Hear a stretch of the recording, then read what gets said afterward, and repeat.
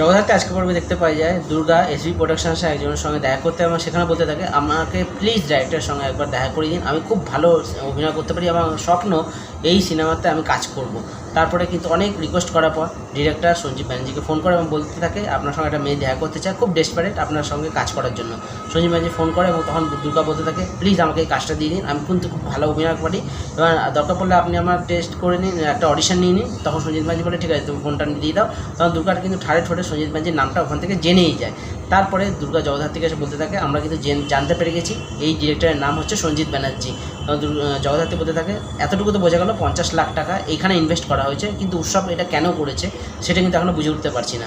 তারপরে দেখা যায় যে জগদ্ধাত্রী শম্ভুর সঙ্গে কথা বলতে থাকে, বাড়িতে আসে এবং কথা বলতে থাকে এবং তখন বলতে থাকে সঞ্জীব ব্যানার্জি এই কাজটার সঙ্গে যুক্ত রয়েছে এবং আমার যদি খুব ভুল না হয় উৎসব মুখার্জি এখানে কিন্তু একা নয়, এর সঙ্গে জড়িত রয়েছে বৈদেহী মুখার্জি এবং তার সঙ্গে কিন্তু জড়িত রয়েছে চন্দ্রনাথ মুখার্জি, কিন্তু তারা এখানে সিনেমাতে কেন টাকা ঢালছে সেটা কিন্তু আমি বুঝে উঠতে পারছি না।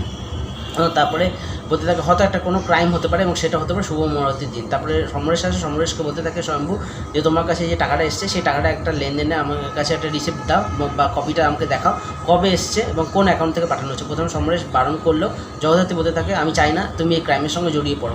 অনেক রিকোয়েস্ট করার পর সমরেশ কিন্তু সেই ট্রানজ্যাকশনটা দেখিয়ে দেয় এবং তখনই কিন্তু জগদ্ধাত্রী বুঝতে পেরে যায় যেখানে কিন্তু এরা ইনভলভ রয়েছে এবং 2 2 4 হয়ে গেল। এবং তখন জগদ্ধাত্রী বলতে থাকে যে এর মধ্যেই কিন্তু একটা শস্যের মধ্যে একটা ভূত লুকিয়ে রেখেছে এবং নিশ্চিতভাবে যেদিনকে শুভ মুহূর্ত হবে সেদিনকে কিছু না একটা কিছু হতে চলেছে।